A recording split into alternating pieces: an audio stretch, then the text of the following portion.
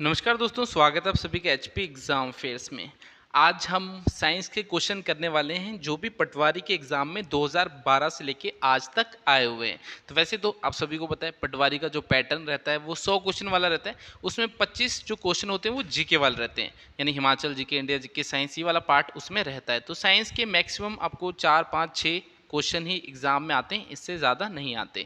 तो 2012 से लेके 2019 तक के सारे क्वेश्चन मैंने इस पीडीएफ में डाल दिए। लास्ट टाइम जो एग्ज़ाम हुआ था वो 2019 में ही हुआ था पटवारी का। लगभग 4 साल हो गए, तो 4 साल से वैकेंसीज आई नहीं है। होपफुली इस ईयर एंड तक आ जाए। तो देख लीजिए साइंस के कैसे क्वेश्चन पटवारी के एग्जाम में पूछे जाते हैं। फर्स्ट क्वेश्चन देखते हैं। In human digestive system the process of digestion starts in. तो मानव पाचन तंत्र में पाचन की प्रक्रिया शुरू होती है। तो बताइए जो मानव पाचन तंत्र है वहाँ पर पाचन की जो प्रक्रिया है वो कहाँ से शुरू होती है, आपको बताना है। ह्यूमन डाइजेस्टिव सिस्टम में जो डाइजेशन की प्रोसेस है वो स्टार्ट कहाँ से होती है?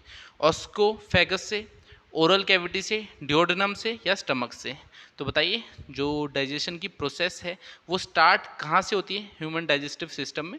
तो फर्स्ट का जो राइट आंसर है वो है ओरल कैविटी, जिसे बैक्यूल कैविटी भी बोलते हैं। तो जो हमारा माउथ है यानी मुंह है, वहीं से जो है डाइजेशन की प्रोसेस स्टार्ट हो जाती है। तो ओरल कैविटी को माउथ ही बोलते हैं, यानी मुंह ही बोलते हैं। वहाँ से आपकी जो डाइजेशन की प्रोसेस है वो स्टार्ट हो जाती है। जैसे खाना आप खाओगे तो मुंह से जो है वो डाइजेशन करना स्टार्ट हो जाता है।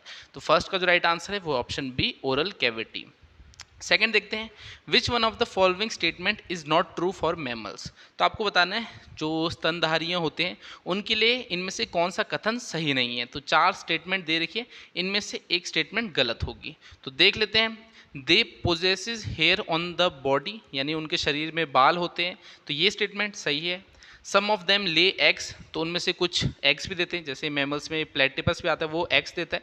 बाकी मैक्सिमम तो आपके जो है वो बर्थ किसको करते हैं, लाइव बेबीज़ को बर्थ देते हैं, मगर कुछ होते हैं जो एग्स को देते हैं। दे देयर हार्ट इज़ 3 चेम्बर्ड, तो उनका हृदय 3 कक्षीय होता है, नहीं बल्कि 4 होता है।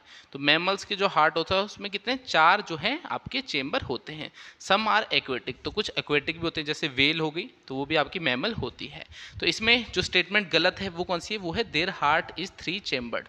तो अगर साइंस पढ़ी होगी आपने 11th-12th में, तो उसमें आपने ये चीज़ देखी होगी कि मैमल्स जो होते हैं उनका जो हार्ट होता है वो कैसे होता है, वो 4 चेम्बर होता है। हम क्या है, हम भी मैमल्स की कैटेगरी में ही आते हैं। तो हमारा हार्ट भी कैसा है, 4 चेम्बर्ड हार्ट हमारा भी है।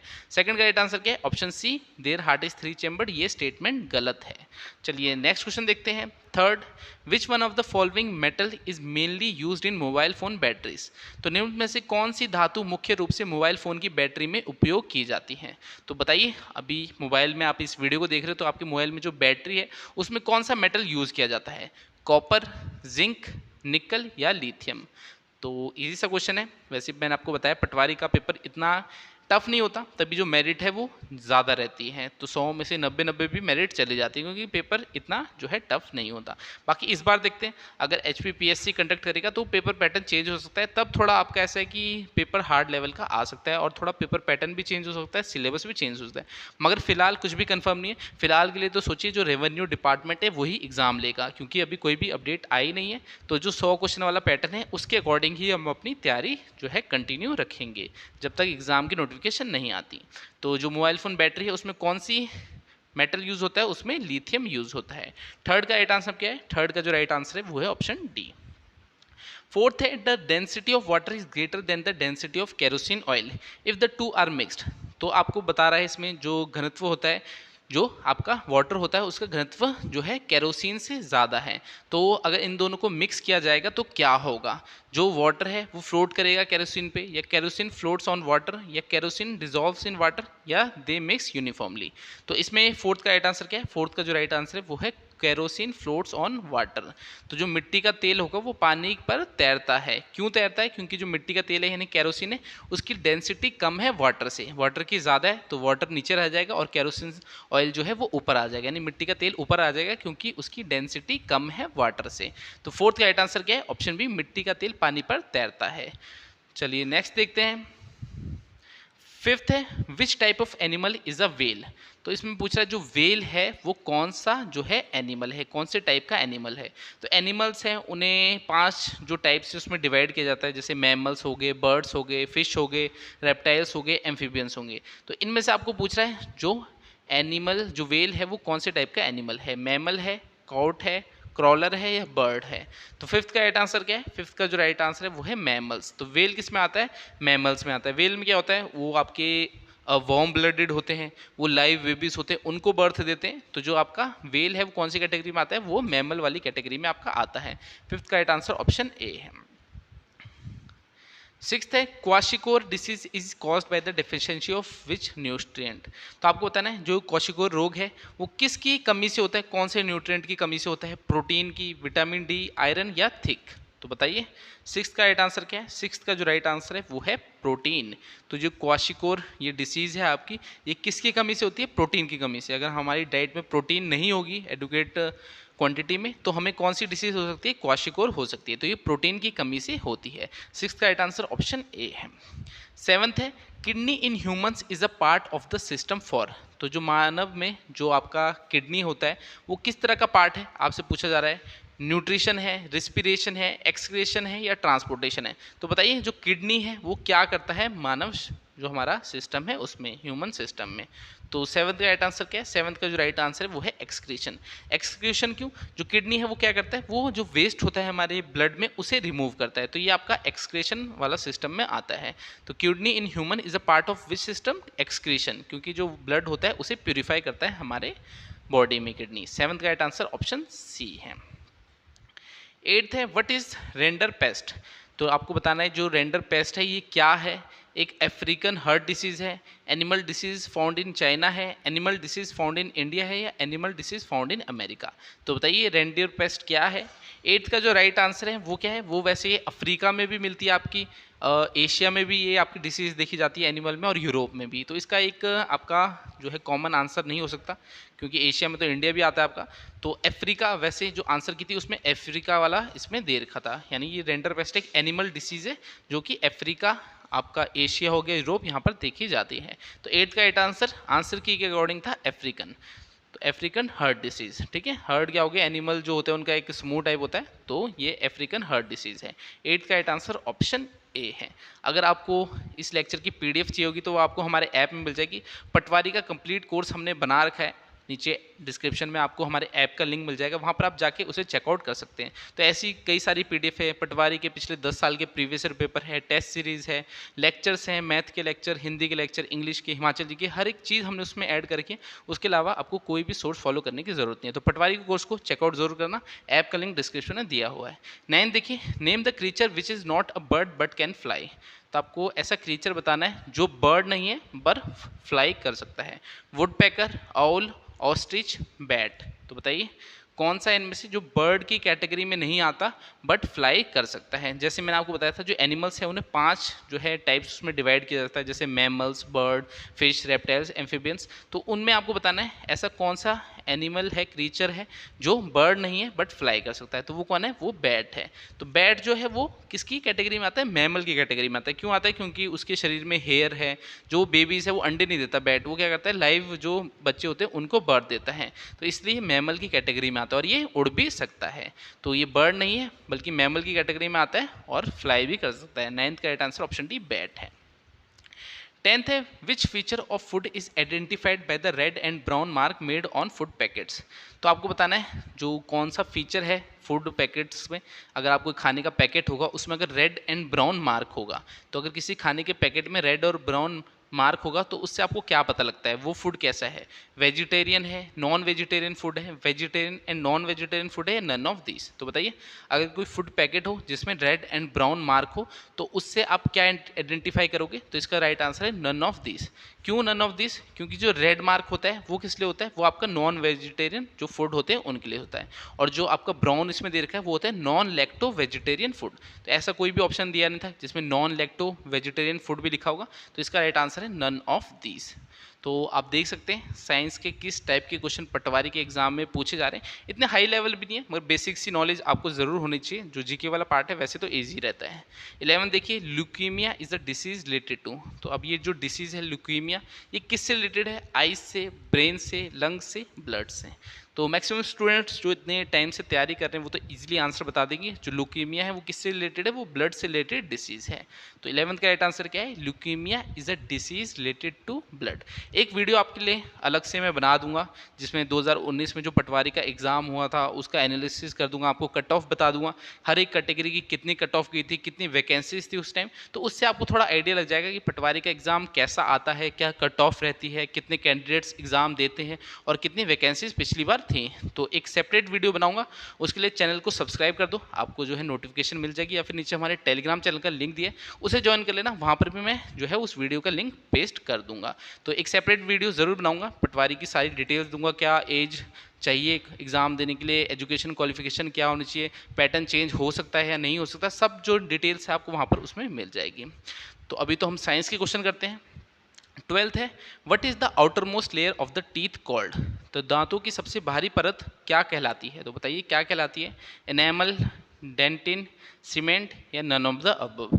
तो ऑप्शन भी ऐसे दे रखे हैं कि इजीली आप आंसर बता ही दोगे, एनेमल। ठीक है, जो आउटर मोस्ट लेयर होती है, जो बाहरी परत होती है दांतों की, उसे एनेमल बोलते हैं। 12th का राइट आंसर ऑप्शन ए है। 13th है, what is the longest part of human digestive system. तो जो ह्यूमन पाचन तंत्र है उसका सबसे लंबा भाग कौन सा है, तो बताइए सबसे लंबा कौन है, large intestine, small intestine, stomach या रेक्टम। तो देखिए लार्ज लिखा है मगर ये लार्ज नहीं है बल्कि आपकी स्मॉल इंटेस्टाइन है, ये सबसे लंबा पार्ट होता है। ठीक है, तो longest part human digestive system का कौन होता है, वो स्मॉल इंटेस्टाइन होता है। तो इसका राइट आंसर है 13 का, वो क्या है, छोटी आंत। तो जो छोटी आंत है वो सबसे लंबा भाग होता है मानव पाचन तंत्र का। चलिए 14 देखते हैं, what is the source of sun energy. तो सूर्य की एनर्जी का जो स्रोत है वो क्या है आपको बताना है, न्यूक्लियर फ्यूजन है, न्यूक्लियर फिजन है, केमिकल रिएक्शन है या ऑल ऑफ द अबव है। तो बताइए सन की जो एनर्जी है, इतनी सारी हीट जो है सन प्रोड्यूस करता है, तो उसका सोर्स क्या है आपको बताना है। तो 14 का राइट आंसर क्या है, 14 का जो राइट आंसर है वो है ऑप्शन है न्यूक्लियर फ्यूजन। तो सन में आप सभी को पता है जो हाइड्रोजन होता है वो हाइड्रोजन से मिलकर क्या बनाता है, हीलियम बनाता है। तो यहाँ पर क्या हो रहा है, न्यूक्लियर फ्यूजन हो रहा है। जो आपके न्यूक्लियर बॉम्ब होते हैं वहाँ पर न्यूक्लियर फिजन होता है, वहाँ पर जो एटम है वो अलग होते हैं, मगर जो सन है वहाँ पर फ्यूजन हो रहा है, क्योंकि वहाँ पर आपके जो एटम है वो जुड़ के एक और एटम बना रहे हैं, जैसे हाइड्रोजन और हाइड्रोजन मिलके हीलियम बनाते हैं। तो सन की एनर्जी का सोर्स क्या है, न्यूक्लियर फ्यूजन है। तो याद रखना है 14 का राइट आंसर क्या है, ऑप्शन ए है। 15th है, the colour of the leaves is green due to.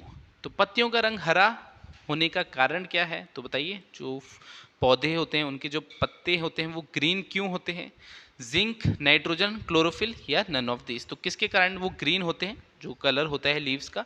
तो 15 का राइट आंसर है क्लोरोफिल। तो क्लोरोफिल की वजह से जो प्लांट के लीव्स होते हैं वो किस कलर के होते हैं, ग्रीन रंग के होते हैं। तो 15 का राइट आंसर क्या है, ऑप्शन सी क्लोरोफिल।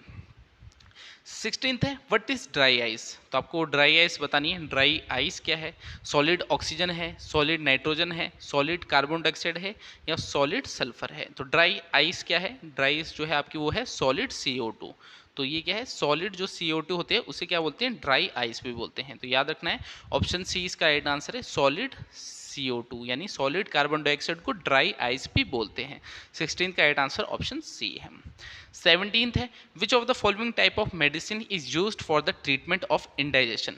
तो आपको बताना है जो इंडाइजेशन होता है उसको, उसका जो है सॉल्व करने के लिए, उसका हल करने के लिए, उसको ट्रीट करने के लिए जो है कौन सी मेडिसिन यूज़ की जाती है।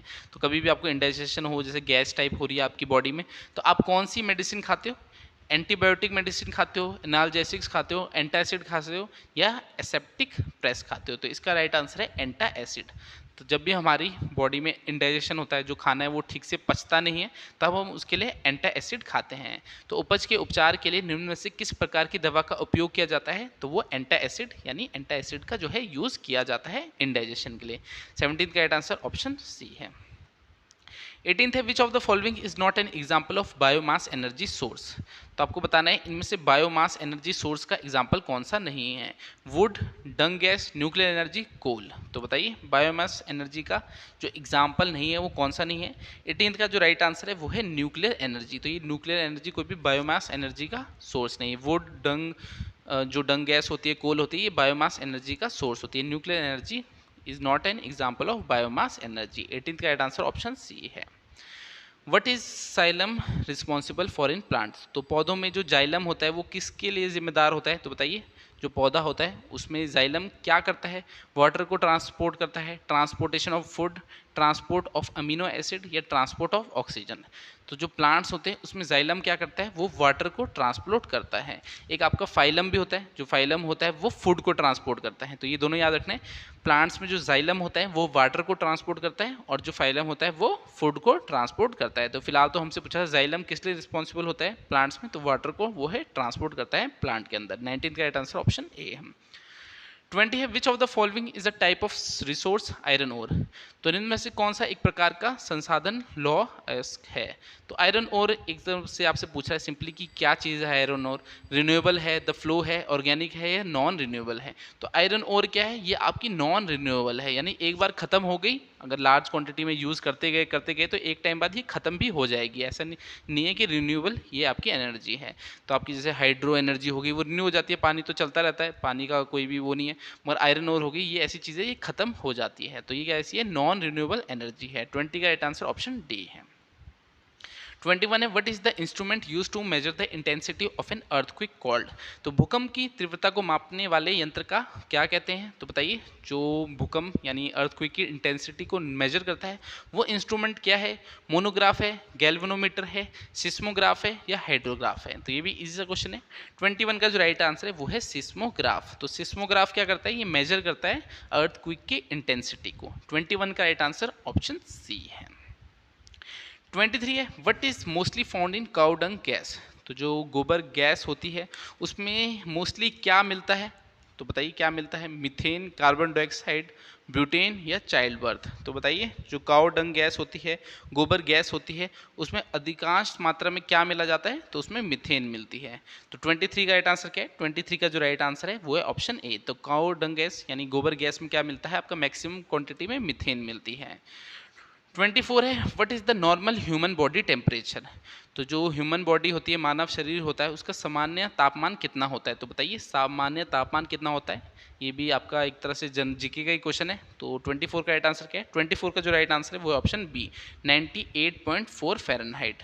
तो जो बॉडी होती है उसका जो नॉर्मल टेम्परेचर है वो कितना होता है, वो 98.4 फ़ारेनहाइट होता है।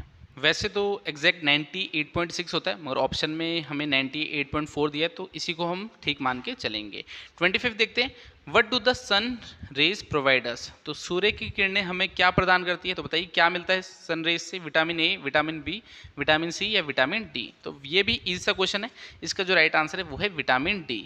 जो सन की रेज होती है उससे हमें क्या मिलता है, विटामिन डी मिलता है। तो ये सारे क्वेश्चन थे आपके जो पटवारी के एग्जाम में आए थे 2012 से 2019 के बीच में। तो ज़्यादा क्वेश्चन नहीं आते आपके, जो साइंस के क्वेश्चन रहते हैं वो लगभग 4, 5, 6 ही रहते हैं। तो 100 में से 4, 5, 6 क्वेश्चन आपके साइंस के आते हैं और इतने भी हाई लेवल के क्वेश्चन नहीं आते। आपने देख लिया 2012 से 2019 तक कैसे साइंस के क्वेश्चन आए थे। अभी हम हिंदी, इंग्लिश, मैथ हर एक सब्जेक्ट को कवर करने वाले हैं पटवारी के, और एनालाइज करेंगे पिछले 10 साल में जो आपके क्वेश्चन है वो किस टाइप के आए हुए हैं। तो इस वीडियो को तो मैं इतने रखता हूँ, बाकी मैं आपसे अगली क्लास में मिलूंगा, तब तक के लिए शब्बा खैर, थैंक यू।